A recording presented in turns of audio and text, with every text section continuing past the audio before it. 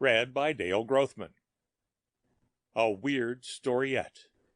The Spider by Arthur Edwards Chapman.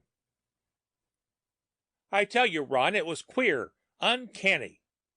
My friend, Ronald Titherton, laughed and weighed the little golden spider in his palm. You don't mean to suggest, do you, he replied, that this little mass of gold and carbon is capable of exercising control over the human will? The thing is valuable, I'll grant you. Those diamond eyes must be worth at least a couple of $100 apiece. But as for anything else, absurd. I got up and stood with my back to the fireplace, somewhat piqued at my companion's incredulity. You can believe it or not, Ron, I said, but I do most certainly suggest that such a thing happened. What did I go to the sale for? Not to purchase that comparatively insignificant ornament, you must agree. No, I went to secure for my collection those things that would make it the finest in the country, and I got them. But I tell you, Ron, that when that little spider was put up, I felt a strange desire come over me, an overwhelming determination to possess the thing. I don't know why it should have been so. I am not going to try to explain it. Beside those other antiques, it was nothing, and yet I would willingly at that moment have exchanged them all for it. The diamond eyes of the thing are magnetic. They impelled me, even against my mind's ruling. I say again, it was uncanny. Titherington listened to my rather heated recital with a quiet smile on his thin lips, and, taking a cigarette from his case, lit it thoughtfully. Let me see, he mused slowly, as though speaking to himself. Wasn't this the same spider found by the body of the late Sir Nicholas Goldby when he was discovered dead under such mysterious circumstances some months ago? Yes, I agreed. He had brought it from the East, and the police held it to be a sacred jewel, and that Sir Nicholas had met his death at the hands of some Hindu fanatics who sought to return it to the despoiled temple. Ah, cried Titherington suddenly, seeming mightily pleased with himself. So you remember all that, do you? Of course, I said, surprised. Why not, seeing that I had so great an interest in the dead man's collection? Then don't you think, he said deliberately, that it was the very happening associated with the spider that caused you to act as you did? In other words, wasn't it a case of intensely heightened imagination? You mean it was my vivid recollection of the facts connected with the case that made me desire to possess the thing, and that I attribute to the spider a power which really was the outcome of my own eagerness? I shook my head, unconvinced. Exactly. Look here, Alan, the facts fit together like the pieces of a jigsaw puzzle. Didn't you say a dark foreign man bid against you very heavily for the jewel, and when you outbid him, he implored you to let him have it? It seems to me, Alan, that you have need to watch against human rather than supernatural powers. Then you think that the foreigner might try to steal the spider from me? Yes, Titherington replied, getting up and stretching himself. Take my advice and keep your eye on the thing. Well, I'm off to bed. It's 11 o'clock. Good night, old man. I bade him good night, and after he had gone, lit another cigarette and sat before the dying fire for a final smoke, casting my thoughts back over the strange events of the day. For all my friend's reasoning, I was not convinced. There was something strange about that golden spider, I was sure. I gazed at it where it rested upon the little china cabinet by the window, and tried to read some signs of hidden force in those great diamond eyes. But no, the thing was ordinary enough, simply a mass of gold and carbon, as Titherington had said. Throwing the stump of my cigarette into the fireplace, I rose swiftly and switched off the light. Then I retired, feeling well pleased with myself and the world in general as the result of my day's work, and wishing nothing better than to yield myself to the goddess of sleep.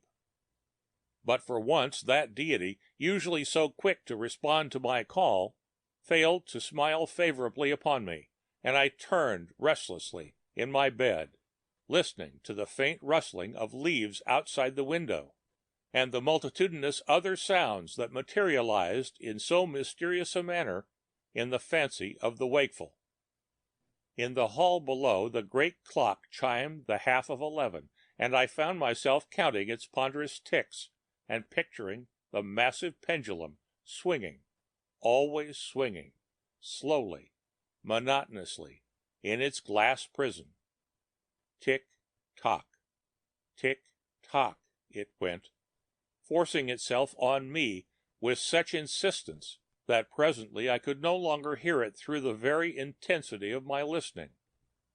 Once more I turned on my left side and faced the window, which was wide open, the night being a warm one. The moon had risen, and a narrow beam of light shone between the curtains, painting a silvery path along the carpet to the door, so that I was able mentally to trace the grotesque forms of impossible flowers, twining their way through the Greek keys that failed to unlock the door of the Temple of Sleep. Ding dong, ding dong, ding dong, chimed the never-sleeping sentinel, and as I listened to the knell of the quarter which had passed, I became suddenly conscious of a new sound of which I had not been aware before, and which I could not reconcile with any known cause. It was a strange, muffled drumming, something like the ticking of a watch within a metal cylinder. Of course, it was the ticking of my own watch, hung upon the bed rail, which acted as a sounding board for it. I smiled to myself as the utter simplicity of the explanation came to me, and raised my head confidently to confirm my reasoning. The watch had stopped at 25 minutes past 11. Strange. What could it have been? I listened as I propped myself upon my pillow, but now I could not hear it. It must have been fancy, I thought, and lay down again. But barely had my head touched the pillow when thump, thump, thump came the noise with mechanical regularity. And then, with stunning force, the solution hurled itself at me as I pressed a hand against my breast. It was the beating of my own heart. A hot, clammy wave passed over my body at this realization. An unreasoning, nervous dread took possession of me, and I knew that I was afraid, horribly afraid of something which had no tangible existence. As I struggled with this strange feeling and called myself a fool for permitting fears of so childish a nature to overcome me, I saw something that caused my heart to give a great leap and my blood to chill in my veins. Framed in the doorway, glaring at me from an impenetrable blackness of the corridor beyond, were two large, unblinking eyes, shining in the reflected light like the headlamps of a motor, gleaming like a couple of immense diamonds. Then, as I gazed in unbound horror at the glittering eyes, a great hairy leg crept slowly, hesitantly, into the silver beam, feeling the ground before it in wavering uncertainty. Presently, this joined by another, and yet a third, hovering in mid-air for a few seconds before they came to rest on the carpet. I tried to turn my head away in fearful anticipation of what was to come, but I could not. There was something magnetic, uncanny about those diamond eyes that impelled me even against my mind's ruling. And as I sat helpless, bound with fetters of unspeakable dread, the wavering legs were followed by a fearsome skull-like head, armed with a pair of great pincer fangs that opened and closed continuously with a rasping, clicking sound that caused my very hair to bristle, and presently the thing stood revealed in its hideous, loathsome entirety. There it was, ruddy golden in the moonlight, evil, horrible, like some huge, hairy bear. Merciful heaven, it was the spider! And it was coming toward me with those hesitating, creeping steps, slowly, noiselessly. I tried to cry out, but my tongue refused to articulate, and I would have leapt from the bed and fled before the nightmare, but I could not move. That sinister, magnetic eye held me motionless, and I groaned inwardly with indescribable anguish, while the hot perspiration stood in beads on my forehead. Nearer and nearer it drew. Its outstretched legs felt the coverlet. They brushed my shrinking body. Horror! They enfolded me in an ever-tightening embrace. I stared into those awful, gleaming orbs that seemed to gloat over my helplessness, and for a tense moment the thing remained motionless. Below, the clock struck the hour of 12.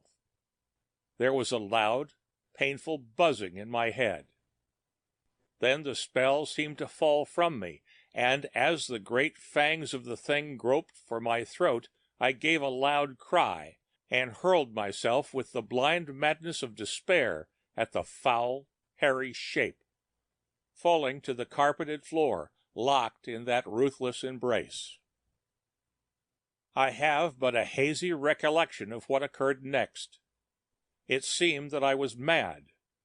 I struggled and kicked frantically in my futile efforts to avoid those fearsome fangs that were gripping my bare throat. Perhaps I screamed.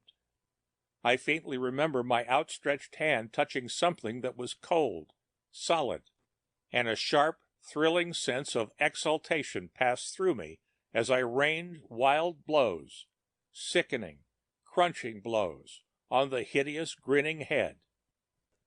A loathsome, putrid mass oozed out. The hairy legs slackened and grew rigid. My madness spent, I rolled over on the floor. My stomach revolted. I was nauseated, sickened. I swooned.